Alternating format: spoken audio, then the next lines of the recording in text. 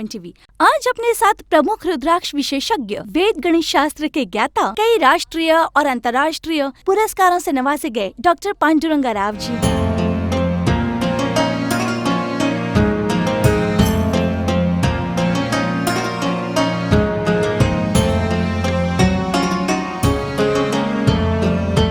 आज हमारे साथ हैं बहुत बड़े रुद्राक्ष एक्सपर्ट, वेद गणित शास्त्र के ज्ञाता। नमस्कार गुरुजी। नमस्कार बेटी, ओम नमः शिवाय। रुद्राक्ष के बारे में हमारा हिंदू संप्रदाय ही नहीं बल्कि बाहर के देश में भी और कोई भी धर्म के लोग इसे धारण कर सकते हैं, ये बात सच है क्या? कोई भी पहन सकता है, कोई भी पहने उसका हमको हक नहीं है। किसी को भी पहनने ना पहनने से मना करने का हमको हक नहीं है, लेकिन उनको पहनना पसंद है कि नहीं वो देखना है। हम किसी और का संप्रदाय और धर्म को क्यों देखते हैं? उसको पसंद हुआ तो ही देखते हैं, अगर हमें पसंद नहीं है तो कोई बात नहीं।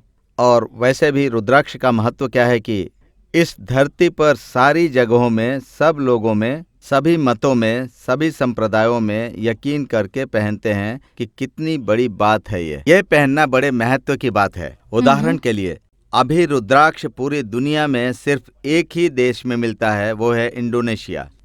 इंडोनेशिया इस्लामिक कंट्री है, पूरी तरह से इस्लाम। पूरी दुनिया में इंडोनेशिया में रुद्राक्ष की खेती की जाती है। इंडोनेशिया में इसका मतलब है कि इसके बारे में उनको पता ही नहीं है कि क्यों खेती करते हैं, ये सब कैसे लाते हैं, क्यों लाते हैं। वो खेती करते हैं, उसको पहनते हैं और फिर उसको खाने में भी यूज करते हैं। इसका यूज वो खाने में इस तरह करते हैं जैसे उनके जीवन का पार्ट है। और ये इस्लाम में है और क्रिश्चियनिटी में भी है। ये RCM, रोमन कैथोलिक मिशन, उनके ड्रेस में, पोस्चर्स में, RCM में 51 रुद्राक्ष पहनते हैं और उस 51 रुद्राक्ष से एक माला बनाते हैं और उसको वो पहनते हैं और उसके नीचे क्रॉस डालते हैं। नहीं तो मरकरी की बीड्स के साथ उसे माला बनाकर पहनते हैं, या फिर 51 रुद्राक्ष के साथ मरकरी बीड्स का माला बनाकर पहनते हैं। और वही रुद्राक्ष को उनका संप्रदाय में भी ये एक भगवान का संपदा है। वो 51 मरकरी का बीड्स और रुद्राक्ष की माला बनाकर पहनते हैं, या फिर मरकरी और रुद्राक्ष की माला दोनों साथ में बनाकर पहनते हैं। रुद्राक्ष को उनका संप्रदाय में भी ये एक भगवान की संपदा है, वो भी सोचते हैं कि ऐसा है। क्रिश्चियनिटी में भी पहनते हैं, जैन में भी पहनते हैं, बौद्ध में भी पहनते हैं और सिख लोग भी पहनते हैं। मतलब दुनिया में सारे धर्म को मानने वाले लोग, सारी जगह से सारे लोग, सारे वर्ग के रुद्राक्ष को उनका संप्रदाय में एक शक्ति है ये मानकर पहनते हैं। उससे उनकी सजावट भी होती है और उनके मन को शांति भी मिलती है। ये सिर्फ भारतीय धर्म में ही नहीं है, सारे धर्म और संप्रदाय में इसका सम्मान करते हैं और इसकी पूजा करके पहनते हैं। इससे बड़ा शक्तिशाली और कुछ भी नहीं है, ये सब लोग मानते हैं। और कुछ नहीं, उसमें कुछ नहीं है तो क्यों मान रहे हैं ये सारे लोग? क्योंकि रुद्राक्ष एक अद्भुत बीज शक्ति है। इससे बड़ा और कोई शक्तिशाली संपदा इस पूरी धरती पर नहीं है, बिल्कुल नहीं। और ऐसा हिंदू धर्म में ही है, क्योंकि हम मानते हैं कि स्वयं ईश्वर का स्वरूप यह है रुद्राक्ष। ये रुद्राक्ष ही ईश्वर है। शंकर का मतलब होता है शुभ देने वाला, ऐसा सभी का मानना है।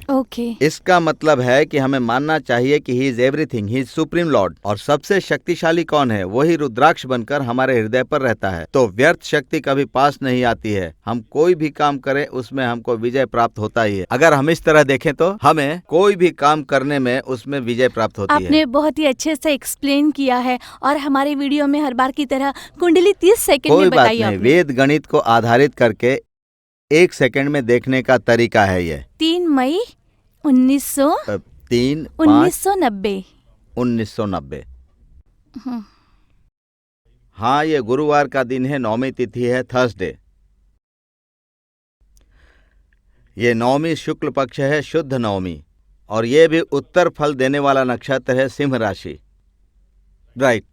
इनके लिए रुद्राक्ष बताता हूँ। इनको सप्तमुखी, अष्टमुखी, एकमुखी रुद्राक्ष पहनना है। ये लक्ष्मी स्वरूप है, शनि दोष के लिए अच्छा है। अष्टमुखी गणपति स्वरूप है, विघ्नहर्ता है। एकमुखी रुद्र स्वरूप है। इस कुंडली के योग के हिसाब से 3 रुद्राक्ष अगर पहनेंगे तो इन्हें फिर से दौलत नहीं मिलेगी, ऐसा हो जाएगा। इसे पहनने के बाद सब अच्छा होगा, ऐसा सर्टिफिकेट किसी को नहीं चाहिए। क्योंकि दुराग्रह की वजह से 100 में से 99 नकली रुद्राक्ष होते हैं।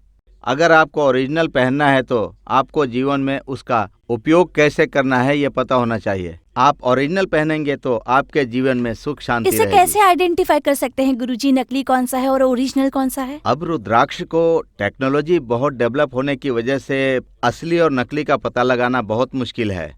और आजकल तो टेक्नोलॉजी सही काम में जितना यूज होती है उतना गलत काम में भी यूज होती है। अगर सही कहें तो आइंस्टीन का अनुभव इसमें है, उसका एक उदाहरण है। अमेरिका सेकेंड वर्ल्ड वॉर के टाइम में टेस्टिंग करने के लिए जापान हिरोशिमा और नागासाकी के ऊपर डालने के बाद वो किस तरह बर्बाद हुआ था वो हमने देखा था अच्छी तरह से, हमको पता भी है, हमने पढ़ा है।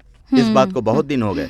तो फिर वो बहुत दुखी हुए थे, इसको ऐसा भी यूज करेंगे क्या ये सोचकर। अच्छे के लिए सोचते हैं लेकिन सीखने का दूसरा साइड भी होता है। टेक्नोलॉजी में इम्प्रूवमेंट होने के बाद उसे अच्छे से कैसे यूज करते हैं, गलत के लिए भी कैसे यूज करते हैं। नकली रुद्राक्ष को तैयार करने के लिए टेक्नोलॉजी को यूज करते हैं। अब चाइना में तो रुद्राक्ष को बड़े बड़े एक्सपर्ट भी पहचान कर ये नहीं बता सकते कि ये रुद्राक्ष असली है या नकली है। इतना नॉलेज होने पर भी मैं कभी कभी शॉक्ड हो जाता हूँ कि ओरिजिनल है क्या, इतना एक्सपीरियंस होने के बाद भी। तो इसीलिए हाँ, ऑफ कोर्स मेरा काम सुबह से लेकर रात तक यही तो है। मैं कितनी भी दूर रहूं, मुझे दे दो, मैं पहचान लूंगा कि क्या है। तो मैं टेस्ट भी नहीं करता, मेरा अनुभव काफ़ी है।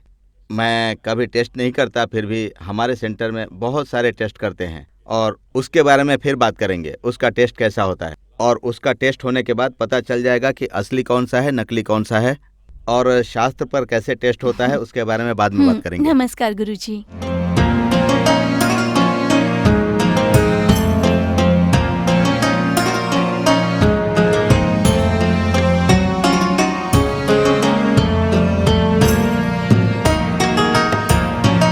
ओम नमः शिवाय।